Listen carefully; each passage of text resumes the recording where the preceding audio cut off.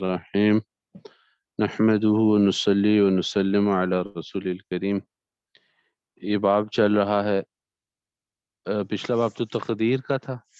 تقدیر سے متعلق کیا کیا سوال جواب ہے، اس کی حقیقت کیا ہے، اس کا مطلب آ گیا تھا۔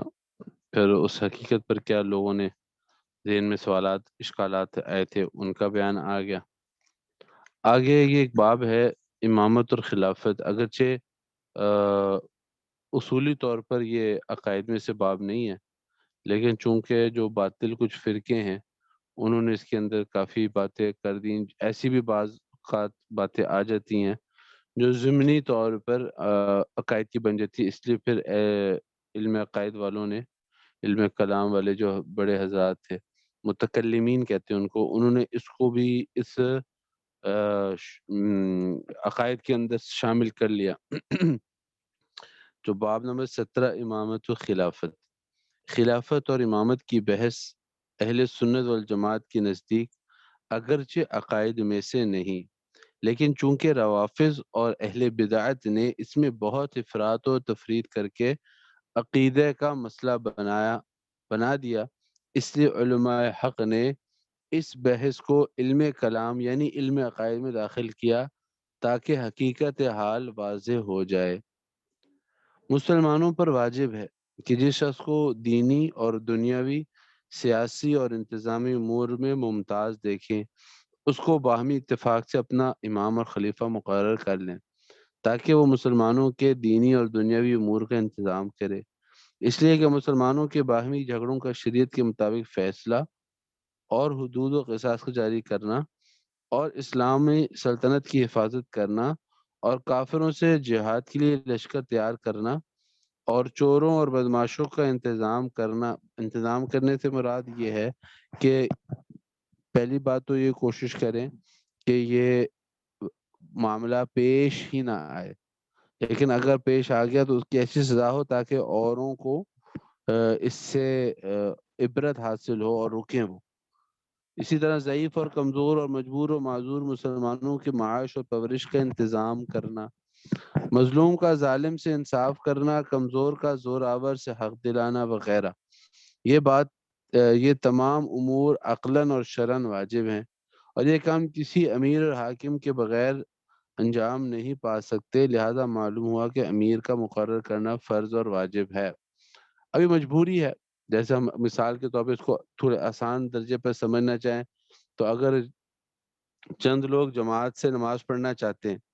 تو اگر امام نہیں کو بنے گا تو امامت ہو نہیں پائے گی، نماز جماعت سے نہیں ہو پائے گی۔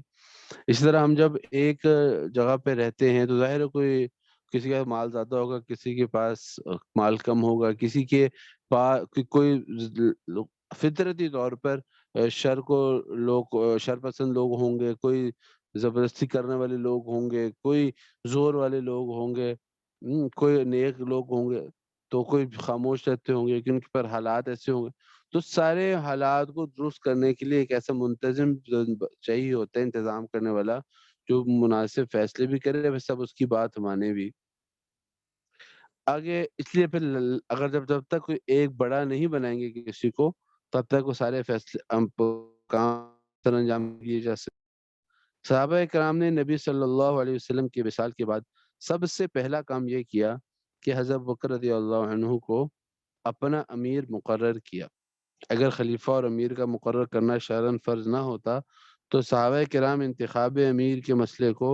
نبی صلی اللہ علیہ وسلم کے دفن پر مقدم نہ کرتے، اور صحابہ کرام کا اجماع خود ایک مستقل حجت اور دلیل ہے۔ یعنی کہ اگر یہ چھوٹا سا مسئلہ ہوتا کوئی امیر بنا ہے نہیں بنا خیر ہے، تو صحابہ حضور کے دفن پر اس کو مقدم نہ کر دے کہ آپ صلی اللہ علیہ وسلم کی وفات ہوئی ہے، صحابہ نے پہلے اگلا امیر چنا کہ امیر یہ ہوں گے، خلیفہ یہ ہوں گے حضرت بکر رضی اللہ عنہ، پھر سارے انہوں نے فیصلے، ورنہ تو آپ ورنہ ہوتا کیا کہ اگر حضور بالفرض پہلے دفن کی باری آ جاتی تو اور ایک امیر مقرر نہ ہوتا، پھر اختلاف ہوتا کہ غسل کون دے، نماز کیسے پڑھی جائے، حضور کی وراثت کا کیا کرنا ہے، دفن کہاں کرنا ہے، تو یہ سارے اختلافات پیدا ہو جاتے۔ لیکن جب ایک باتیں آئیں، لیکن جب امیر متعین ہو چکا تھا تو جو بات انہوں نے طے کر دی اس پر فیصلہ ہوتا گیا۔ اسلامی حکومت کی کیا تعریف ہے؟ اسلامی حکومت کی ڈیفینیشن کیا ہے؟ اسلامی حکومت وہ حکومت ہے جس کا نظام مملکت اسلامی شریعت کے ماتحت اور اس کے مطابق ہو، اور اس کا دستور اور آئین و قانون بھی شریعت کے مطابق ہو، اور وہ حکومت اپنے آپ کو دین اور شریعت کا پابند سمجھتی ہو۔ اگر حکومت کا ملکی و ملی تمام نظام منہاج نبوت پر ہو تو ایسی حکومت کو حکومت راشدہ یا خلافت راشدہ کہتے ہیں۔ اس لیے حکومت سراسر منہاج یعنی طریقہ نبوت پر ہو، وہ یقیناً راشدہ، یعنی راشدہ کا مطلب سراپا رشد و ہدایت، راشدہ رشد سے ہے، ہدایت کو پانے والا۔ تو اگر شریعت کے اپنے آپ کو شریعت کے تابع سمجھ کر اور شریعت کے کا پابند سمجھ کر ساری شریعت کے احکام کو بجا لائے گی جو حکومت، وہ اسلامی حکومت ہے، اس کو خلافت ہے، اس کو راشدہ بھی کہہ سکتے ہیں۔ اور خلیفہ راشد وہ ہے جو کہ جس کو مسلمانوں کے اہل و حل و عقد نے دین کی شریعت کے مطابق منتخب کیا ہو، دین کی شرائط کے مطابق منتخب کیا ہے، کہ بھئی ایسے نہیں ہوگا کہ خود بخود آ گیا، بلکہ جو دین اللہ تعالیٰ نے انتخاب کے طریقے بتائے ہیں ان کے مطابق اگر منتخب کیا ہو، جو علم اور عمل اور نیک عمل اور پرہیزگاری تقوی میں نبی کا نمونہ ہو،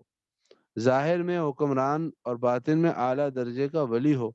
اور اس کی ولایت نبی کی نبوت کا عکس ہو، بس جس تن اور بدن میں حکمرانی اور ولایت دونوں جمع ہو جائیں وہ تن اور بدن خلیفہ راشد ہے۔ اور اگر حکومت کا نظم و نسق منہاج نبوت پر نہ ہو، یعنی حکمران کو اہل عقد نے منتخب نہ کیا ہو، یعنی جو پیچھے جو شرائط بیان کی ہیں ان میں سے کوئی بھی شرط فوت ہو جائے کہ اہل عقد نے منتخب نہ کیا ہو، بلکہ وہ اپنی قوت سے حاکم بن گیا ہو یا بادشاہت کا نظام ہو، تو اگر اس میں عدل و انصاف اور امانت اور دیانت غالب ہو تو حکومت عادلہ کہلائے گی، ورنہ حکومت ظالمہ اور جائرہ کہلائے گی۔ تو خلافت راشدہ وہ کہلائے گی کہ پہلے جس کا انتخاب بھی شریعت کے شرائط کے مطابق ہوا ہو، اور پھر اس کو پھر اس طرح کیا بھی جائے، شریعت کے مطابق عمل بھی کیا جائے، اور کرنے والے کا اللہ سے اپنا تعلق ایسا ہو کہ جس کی ولایت میں نبوت کا عکس نظر آتا ہو۔ اسلامی حکم کون کہلائیں گے؟ اسلامی حکمران وہ شخص ہے جو اللہ تعالیٰ کو ملک کا مالک حقیقی اور حاکم اصلی جانے اور مانے، خدا کا بندہ اور رسول خدا صلی اللہ علیہ وسلم کا نائب ہونے کی حیثیت سے قانون شریعت کے مطابق ملک کا انتظام کرے۔ ہم بس ایسا نہ سمجھے اپنے آپ کو کہ بس میں نے جو ہے نا یہ انتظام کرنا ہے، میں منتظم ہوں، بلکہ کیا سمجھے اپنے آپ کو کہ میں رسول خدا صلی اللہ علیہ وسلم کا نائب ہونے کی حیثیت سے اور اللہ کا بندہ ہونے کی حیثیت سے سب سے پہلے یہ مانتا ہوں کہ اصل مالک اللہ تعالیٰ ہیں، حقیقی مالک اللہ ہیں، اور حاکم اصلی اللہ ہیں، اور میں ان کا حضور اللہ تعالیٰ کا بندہ اور حضور کا نائب ہونے کی حیثیت سے قانون شریعت کے مطابق ملک کا انتظام کروں گا۔ تو یہ ہوگا اسلامی حکمران۔ اسلامی حکمران کی تعریف میں نائب نبی ہونے کی حیثیت سے انتظام کرنے کی قید کیوں لگائی گئی؟ یہ قید اس لیے لگائی گئی تاکہ انبیاء کرام اور خلفاء اسلام میں فرق ظاہر ہو جائے، اس لیے کہ انبیاء کرام اللہ تعالیٰ کے خلیفہ اور نائب ہوتے ہیں، جیسے کہ قرآن میں ہے وَإِذْ قَالَ رَبُّكَ لِلْمَلَائِكَةِ إِنِّي جَاعِلٌ فِي الْأَرْضِ خلیفہ، اور جب تیرے رب نے فرشتوں سے کہا بے شک میں زمین میں خلیفہ بنانے والا ہوں، اور دوسری آیت میں آتا ہے یا داؤد انا جعلناک خلیفۃ فی الارض، اے داؤد جب بے شک ہم نے تمہیں زمین میں خلیفہ بنایا ہے، اور خلیفہ اسلام یا اسلامی حکمران نبی صلی اللہ علیہ وسلم کے نائب ہوتے ہیں، اور اسی حیثیت سے آپ کی شریعت کے مطابق حکم چلاتے ہیں، یعنی وہ براہ راست اللہ سے حکم نہیں لے رہے بلکہ حضور کا نائب ہونے کی حیثیت ہے، جو شریعت حضور نے بتا دی اللہ تعالیٰ سے لے کر اس کے مطابق انتظامی نظام چلاتے ہیں۔ تنبیہ: اگر حکومت زبان سے تو اسلام کا اقرار کرتی ہو کہ ہم مانتے ہیں، ہم اسلام پر عمل کریں گے، مگر در پردہ دیدہ و دانستہ بے دین لوگوں کے مشورے سے ملک میں ایسے قوانین اور احکام جاری کرتی ہے جو کتاب و سنت اور اجماع امت کے سری خلاف ہیں، تو ایسی حکومت نفاق ہے، اور یہ دین اسلام کے لیے سم قاتل ہے، یعنی کہ زہر قاتل ہے۔ ایسی حکومت ضالہ کی مخالفت اور منازعات بقدر استطاعت شرعاً اور عقلاً فرض ہے، بشرطے کہ اس حکومت اور اقتدار کے ختم ہو جانے کے بعد حکومت عادلہ اور ریاست صالحہ کے قائم ہو جانے کا یقین یا ظن غالب ہو۔ اگر ایسے یقین یا ظن غالب نہ ہو تو پھر فی الحال صبر کرنا چاہیے، اور اصلاح احوال کی جو بھی کوشش ہو سکتی ہو اس سے درینہ کرنا چاہیے۔ یعنی ظاہر میں تو اسلام کا نام لے کر کام کر رہے ہیں، لیکن جان بوجھ کر ایسی اس کے اندر وہ کر رہے ہیں، طریقے نکال رہے ہیں، ایسی اس کے اندر جسے کیسے کہتے ہیں وہ باتیں نکال رہے ہیں جو اللہ تعالیٰ قرآن کے خلاف ہیں، سنت کے خلاف ہیں، یا اجماع امت کے خلاف ہیں، تو پھر ایسی حکومت کو تو ختم ہونا چاہیے۔ لیکن آپ کو کون بندہ ختم کرے کہ اگر اس کے پاس غالب گمانی اس کے ہو کے ان لوگوں کے پاس کہ بھئی ہم اگر یہ دفعہ اس کو ان لوگوں کو ہٹا دیں گے تو اس کے بدلے میں پھر ہم یہ اس کا متبادل ہے کہ یہ شریعت اس طرح نافذ ہوگی، اور اگر وہ متبادل موجود نہیں ہے تو پھر کیا حکم ہے؟ پھر یہ حکم ہے کہ بھئی صبر کریں، اور یہ ہے کہ جتنی ممکنہ احوال ٹھیک کر سکتے ہیں آپ، یا لوگوں کو سمجھا سکتے ہیں کہ بھئی یہ حکم شریعت کے خلاف ہے بھئی، اور اس کے لیے آواز لگا سکتے ہیں، لوگوں کو جمع کر کے سمجھا سکتے ہیں، وہ خلیفہ اور امیر کی شرائط کیا ہیں؟ خلیفہ اور امیر کی یہ پہلی شرط یہ ہے کہ وہ مسلمان ہو، یعنی کہ اگر خدا نہ خواستہ کوئی بندہ مسلمان نہیں ہے تو اس کو امیر یا حکمران نہیں بنایا جا سکتا۔ کسی کافر کو اسلامی سلطنت کا سربراہ اور امیر بنانا تو درکنار، کافر کو تو وزارتی یا فوجی یا سول کسی قسم کا کلیدی عہدہ دینا بھی جائز نہیں ہے، اور نہ ہی کافروں سے سلطنت کے سیاسی اور اہم امور میں مشورہ لینا جائز ہے، تو کیونکہ ایمان سب سے بنیادی چیز ہے، ایمان نہیں تو کچھ بھی نہیں۔ نمبر 2، وہ عاقل اور بالغ ہو، پاگل، بیوقوف اور نابالغ تو اپنا ہی انتظام نہیں کر سکتے، وہ سلطنت کا انتظام کیسے کر سکتے ہیں؟ اور چوتھی، یعنی کہ عاقل اور بالغ دو اور تین ہو گئے، چوتھی شرط یہ ہے کہ وہ شجاع ہو، یعنی بہادر ہو، مدبر ہو یعنی تدبیر کرے، اور صاحب رائے ہو، یعنی کہ قانون کا کچا جسے کہتے ہیں نا، اپنا تو کوئی ذہن ہی نہیں ہے، یعنی کہ ادھر سے ہوا شمال سے جنوب کی طرف کی ہوا آئی تو جنوب کی طرف چلا گیا، جنوب سے شمال کی طرف کی ہوا آئی تو شمال کی طرف چلا گیا، مشرق سے مغرب کو ہوا چلی تو مغرب کو چلا گیا، مغرب سے مشرق کی طرف ہوا آئی تو اس دوسری طرف چلا گیا۔ تو ایسا نہ ہو، صاحب رائے ہو، آرام طلب، نہ تجربہ کار اور غیر ذی رائے نہ ہو، ایسا نہ ہو کہ بھائی بس میں سوتا ہی رہوں اور عیش و عشرت پڑھا رہا ہوں، ایسا بندہ نہ ہو۔ ایک عرابی کا کسی عیسائی سلطنت پر گزر ہوا تو وہاں کے امیر نے اس سے حضرت عمر رضی اللہ عنہ کے متعلق دریافت کیا، تو اس نے جواب دیا کہ وہ جواب بھی نا بڑے سننے والا ہے، بندہ دیہاتی تھا لیکن اس کا عیسائی سلطنت کو، انہوں نے کہا کہ حضرت عمر کیسے ہیں بھائی، بڑا نام سنا ہے، انہوں نے کہا امیرنا لا یخدع ولا یخدع، ہمارا امیر حضرت عمر رضی اللہ عنہ نہ کسی کو دھوکہ دیتا ہے نہ کسی کے دھوکے میں آتا ہے، سبحان اللہ۔ یعنی اس نے دو جملوں میں ایسا زبردست بتا دیا جس میں ساری شرائط آ گئی کہ ہمارا امیر ایسا ہے کہ جو دھوکہ نہیں دیتا، امین ہے، امین ہے، دین کے معاملے میں بھی اور دنیا کے معاملے میں امانت دار ہے، لا یخدع، اور سمجھدار ہے کہ اس کو کوئی بندہ اس کو کی چلاکی سے یا سازش سے اس کو گمراہ کر دے، ایسا بھی نہیں ہوتا کہ وہ دھوکہ کھاتا بھی نہیں ہے۔ پانچویں شرط امیر بننے کے لیے یہ ہے کہ وہ مرد ہو، عورت نہ ہو، اس پر امت کے مجتہدین کا اجماع ہے۔ ہاں، اور اجماع آپ ہی آ چکے ہیں اصول دین میں بات کہ کسی بات پر دلائل کی وجہ سے امت کے مجتہدین کا اجماع ہو جائے تو یہ بھی ایک پکی دلیل ہے کہ اس پر امت کا اجماع ہے کہ وہ مرد ہو، عورت نہ ہو، اس پر امت کے مجتہدین کا اجماع ہے، اور حدیث میں ہے لن یفلح قوم ولو امرهم امرأة، وہ قوم ہرگز کامیاب نہیں ہوگی جس نے اپنا ملکی انتظام عورت کے ہاتھ میں دے دیا۔ قرآن پاک میں ہے الرجال قوامون علی النساء بما فضل اللہ بعضهم علی بعض، مرد حاکم ہیں عورتوں پر اس واسطے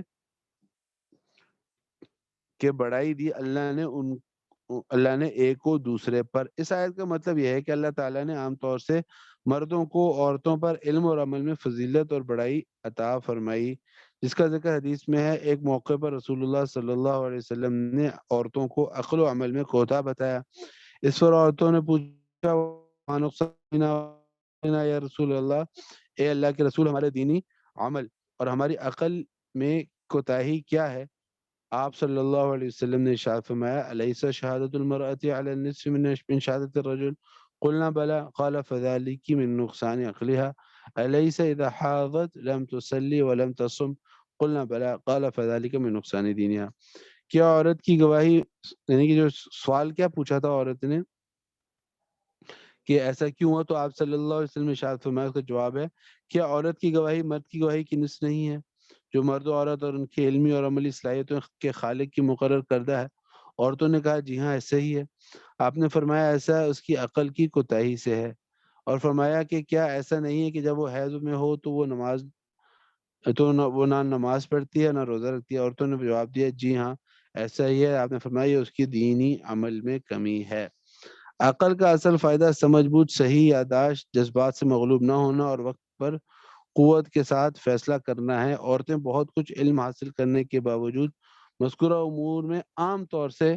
اس درجے کے علم والے مردوں سے بہت پیچھے ہوتی ہیں۔ اسی حدیث کی بات پر کسی قسم کا اعتراض نہیں ہے۔ آیت سے معلوم ہوا کہ اللہ تعالیٰ نے مردوں کو عورتوں پر حاکم بنایا ہے۔ جو عورت گھر کی سربراہ نہیں اس کو پورے ملک کی سربراہی دینا الٹی بات ہے۔ علاوہ ازیں عورتوں کو حکم ہے وقرن فی بیوتکن، اپنے گھروں میں جمی بیٹھی رہو، اور پردے کا بھی حکم ہے، جبکہ کسی ملک کی سربراہی کے لیے پردے میں ہونا اور گھر میں جمے رہنا بڑی رکاوٹ ہے۔ نوٹ: قرآن پاک میں ملکہ سبا کی حکومت کا جو ذکر ہے تو وہ اس وقت کی بات ہے جب وہ کافر تھی، ایسا نہیں کہ اس کو مسلمان ہونے کے بعد بھی ملکہ بنایا گیا، اس کا ہی نہیں ملتا۔ خلاصہ یہ ہے کہ یہ اللہ تعالیٰ نے ہی مردوں، اور جو خلاصہ یہ ہے کہ عورت کی سربراہی درست نہیں۔ اسلامی حکومت کا جو سربراہ ہے وہ مسلمان مرد ہوگا۔ تو اور جو اس میں یہ نہیں ہے کہ، البتہ اتنی بات تھوڑی سی سمجھ لیں کہ یہ اس میں یہ نہیں کہ یہ عورت کی فضیلت میں کمی ہے، عورت کے درجے میں کمی ہے، ایسا نہیں ہے۔ ہاں اللہ تعالیٰ نے خلقت ایسی کی ہے، اور کہ اللہ تعالیٰ جانتے ہیں اس کی حکمت کیا ہے۔ البتہ یہ ہے کہ یہ اصل میں یہ کوئی منصب حکومت کا مل جانا یا حاکم بن جانا یا خلیفہ بن جانا، اس کو شریعت کوئی منفعت یہ کہہ لیں یا کوئی انعام نہیں دیکھتی، یا یہ کوئی فضیلت کی بات نہیں دیکھتی، بلکہ اس کو ایک بطور بوجھ دیکھتی ہے کہ یہ بہت بڑا بوجھ ہے۔ دوسری روایتوں میں آتا ہے کہ جس کو کسی والی حاکم بنا دیا گیا، قاضی بنا دیا گیا، تو ایسا سمجھو تو اس کو ذبح کر دیا گیا، لیکن کیسے؟ بغیر چھری کے، تکلیف کے ساتھ ذبح ہونا ہے، روز روز کا مرنا ہے اس نے، کیونکہ دو بندوں کے درمیان فیصلہ ہے۔ ہر وقت اس کو یہ ٹینشن ہے کہ میں نے غلط کر دیا تو اللہ تعالیٰ کو کیا جواب دوں گا، اس کا تو مجھے قیامت میں وبال سہنا پڑے گا۔ تو اللہ تعالیٰ یہ تو ایک، اس کو یہ جو ہے یہ ایک بوجھ ہے، بوجھ سے بچایا گیا عورتوں کو، ان کو اور ذمہ اور دوسرے بوجھ ڈال لے گی، گھر کا بوجھ، بچوں کا بوجھ، بچوں کی پرورش کا بوجھ۔ بہرحال چھٹی اگلی شرط یہ ہے حاکم کی، وہ عادل یعنی انصاف کرنے والا ہو، اور امین یعنی سراپا امانت ہو۔ امانت کا ایک اہم جز یہ ہے کہ حکومت کا کوئی عہدہ اور کوئی منصب کسی نااہل اور غیر مستحق کو نہ دے۔ اللہ تعالیٰ کا ارشاد ہے ان اللہ یأمرکم ان تؤدوا الامانات الی اہلها واذا حکمتم بین الناس ان تحکموا بالعدل۔ اللہ تعالیٰ تم کو حکم دیتا ہے کہ امانتیں ان کے مالکوں کو ادا کرو، اور فیصلہ کرو تو انصاف سے کرو۔ ساتویں شرط یہ کہ وہ قریشی ہو، کیونکہ رسول اللہ صلی اللہ علیہ وسلم کا ارشاد ہے الائمۃ من قریش، یہ تو حدیث میں آ گیا۔ نمبر 8، وہ عالم دین ہو اور متقی اور پرہیزگار ہو، بامروت اور صاحب اخلاق ہو، اس لیے کہ اسلامی حکومت کا سب سے اہم اور مقدم فریضہ شعائر اسلام کا اعزاز اور احترام، اور ملت اسلامیہ اور شریعت محمدیہ کی ترویج اور علوم اسلامیہ کو زندہ رکھنا ہے، اور یہ باتیں علم دین کے بغیر سر انجام نہیں پا سکتی، اور جو شخص خود متقی اور پرہیزگار نہ ہوگا وہ ملک سے حکام کے ظلم و ستم اور رشوت ستانی وغیرہ کو دور نہیں کر سکے گا۔ تو ایک تو ہوتا ہے کیونکہ حفیظ علیم کہ، اور نہ خیر من استاجرت القوی الامین، بات یہ ہے کہ بہترین جس کو بندہ عام کام پہ بھی لکھے تو اس کی دو صفتیں عام طور پہ بیان کی جاتی ہیں۔ ایک تو یہ ہے کہ وہ آنےسٹ ہو، امانت دار ہو، سچا ہو، اور دوسری یہ ہے کہ اس کو وہ کام سمجھ بھی آتا ہو۔ اب یہ جو 8ویں صفت ہے عالم دین متقی پرہیزگار کی شرط کیوں لگائی ہے؟ کیونکہ جگہ جگہ یہ اس کو اگر اللہ کا خوف نہیں ہوگا اور دین کا علم نہیں ہوگا تو شریعت، امامت اور اس کی حکومت سے پہلی جو بنیادی جو اس کا سبب، یعنی کہ بنیادی وجہ ہے بھئی امیر چاہیے کیوں تھا، پہلی جو بات شروع میں آئی کہ اسلامی احکام کو نافذ کر سکے، اللہ کے حکم کو۔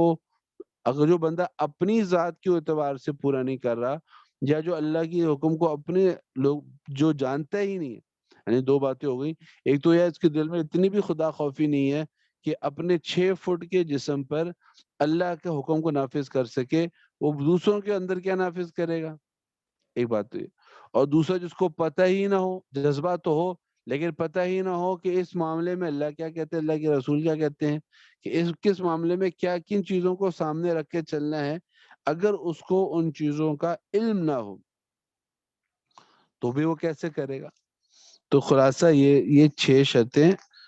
کے بعد 2 اور 8 شرطیں ہم نے پڑھ لی کہ مسلمان ہو، عاقل ہو، بالغ ہو،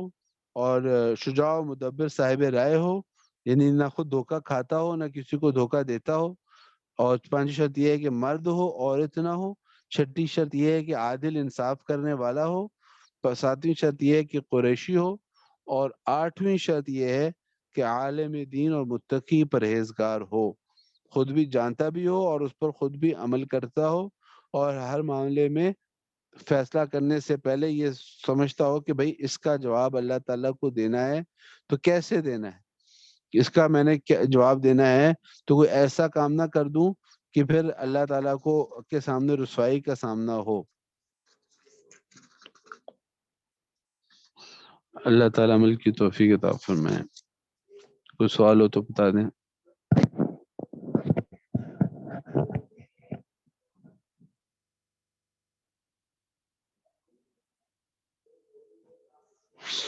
سب کے مائک آن ہوتے ہیں؟